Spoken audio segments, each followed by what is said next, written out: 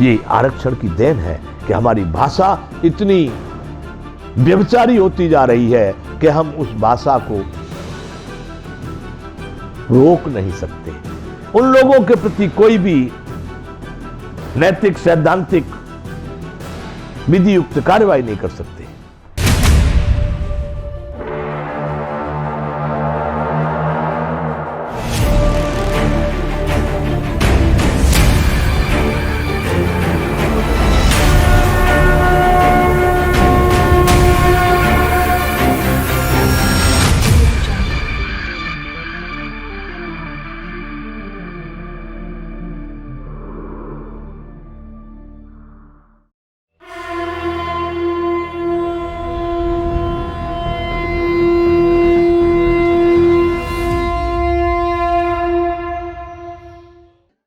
जय विश्व बंधु।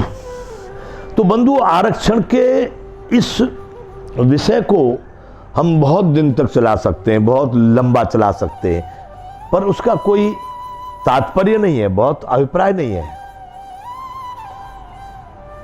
हम इसको समापन की ओर ले जाना चाहते हैं। अब हम इसको कहना चाहेंगे आपसे कि इससे हमको क्यों आरक्षण लगाया गया और क्या लाभ हानियां हैं, और इसके समाप्त होने से क्या लाभ होगा।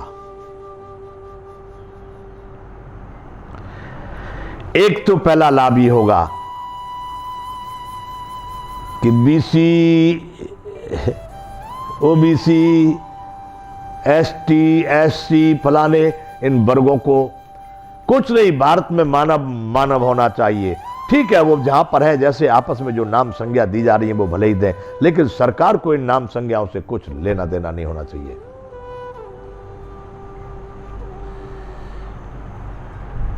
शासन सत्ता को तो मानव को मानवता के रूप से ही देखना चाहिए।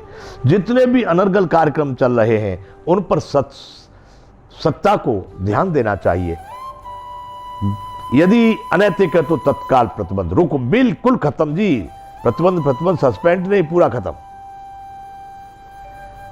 सही है तो उसको सही सैद्धांतिक रूप से, सही प्रक्रिया से उसको समर्थन देना चाहिए। आरक्षण हटने से एक तो यह है कि मैं मानता हूं कि जो लोगों के मन में एक वैमनस्यता भरी हुई है, यहां तक विद्यार्थियों के मन में पहुंच गई कि ये आरक्षण वाला, इसको जो है आगे नंबर दिया जाता, मुझको नहीं दिया जाता। नौकरी वालों में, पदाधिकारियों में कहने के लिए कोई आपसे व्यक्त न करे। बंधुओं, उनकी आत्मा में सबके कोई न कोई भेदभाव है, आपसे व्यक्त नहीं करते होंगे। मेरे पास आने वाले लोगों से उनके मैंने आत्मभाव को समझा है, व्यक्त करते हैं। जिनके प्रमोशन रुके, जिनको वो नौकरी जो उसको मिलनी चाहिए थी वो न मिली, जिसका वो अधिकारी था उससे वंचित रहा, तो उनके आत्मा में भाव तो है। तो सबसे पहले तो यह कि ये जातीय और सामाजिक जो वैमनस्यता है, इस कटुता है, इससे बहुत बड़ी एक हमको छुट्टी मिलेगी। दूसरी, राष्ट्र के लिए हम कह रहे हैं, राष्ट्र के लिए योग्य लोग, चाहे वो किसी भी ग्रुप से हैं, अच्छे लोग, नैतिक लोग, सैद्धांतिक लोग, जब राजनीति में या प्रशासन में या समाज सेवा में जहां भी अच्छे लोग होंगे वो अच्छा ही करेंगे। कृपा से आए हुए लोग, धन से आए हुए लोग, रिश्वत मजबूरी से आए हुए लोग वो अच्छा काम क्यों करेंगे?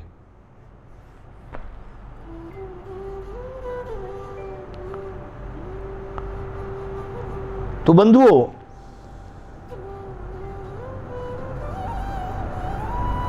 ये जो परंपरा है, ये जो प्रक्रिया है, इसके आरक्षण के हटने से वहां पर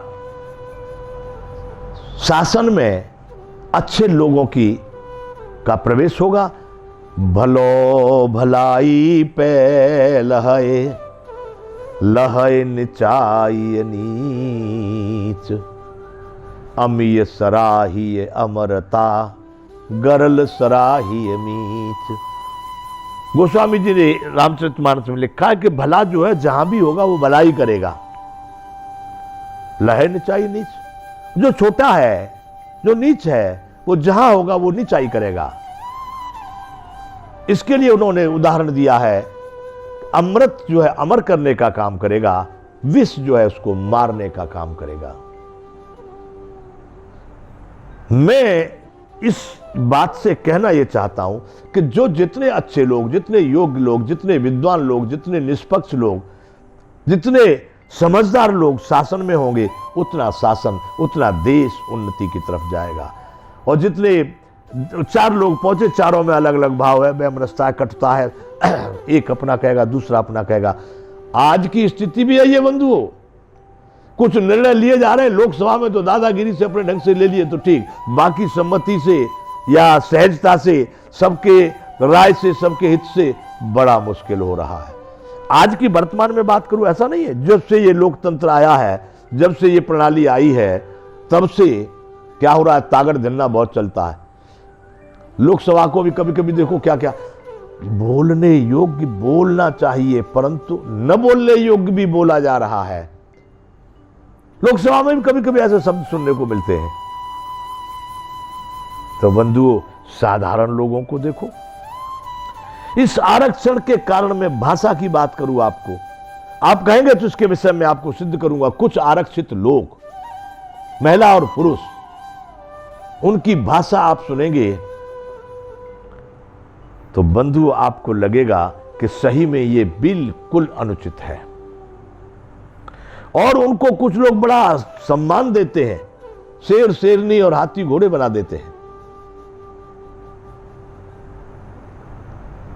ये आरक्षण की देन है कि हमारी भाषा इतनी व्यभिचारी होती जा रही है कि हम उस भाषा को रोक नहीं सकते। उन लोगों के प्रति कोई भी नैतिक, सैद्धांतिक, विधियुक्त कार्रवाई नहीं कर सकते। कारण तुष्टीकरण। एक बात बताऊं बंधुओं, संभव है कि शासकों को ऐसा लगे कि भाई ये व्यक्ति कहां से उल्टा सीधा बोल रहा है, लेकिन शासन में बैठे हुए लोग वो पूर्ण रूप से निष्पक्ष, न्यायप्रिय, शांतिप्रिय या राष्ट्र को बहुत ऊंचाई पर ले जाने वाले वैसे नहीं लग रहे। कहीं न कहीं कुछ न कुछ तो गड़बड़ है।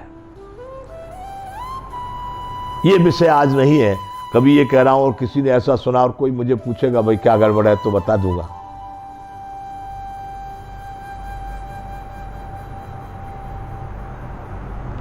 इसलिए बंधुओं, आज मैं आपसे फिर इस बात को पुनः आपको याद दिलाना चाहता हूं कि आरक्षण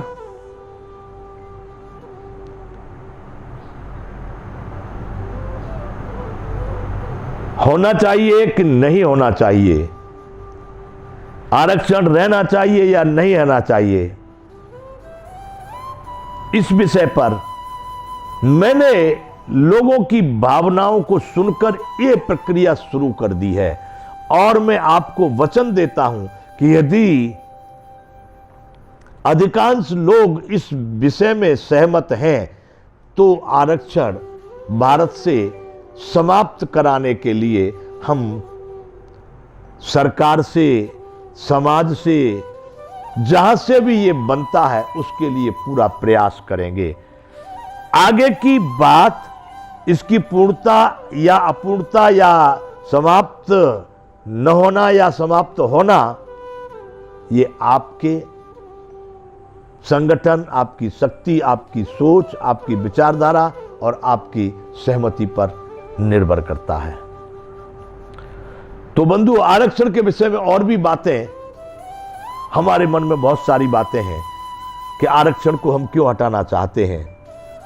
आप एक विचार कीजिए, एक व्यक्ति जिलाधिकारी बनेगा और वो थोड़ा कम समझदार हुआ तो जिला की क्या स्थिति होगी।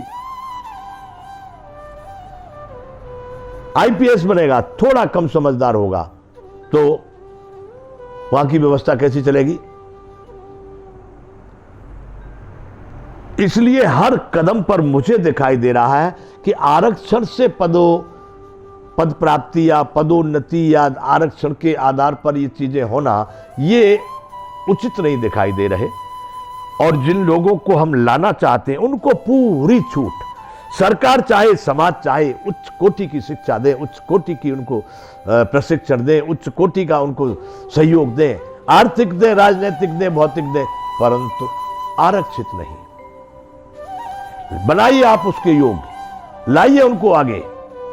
अगर आपको लग रहा है कि वो कमजोर हैं, उनके चरित्र को, उनके आत्मबल को, उनके प्रशिक्षण को, उनकी योग्यता को बढ़ा करके लाइए। कौन रोकता है उसको? कोई नहीं रोकता। तो बंधुओं, आरक्षण समाप्त करने के लिए हमने ये अभियान प्रारंभ किया है। आप लोगों का क्या मत है? आप लोग हमको इससे जुड़ सकते हैं।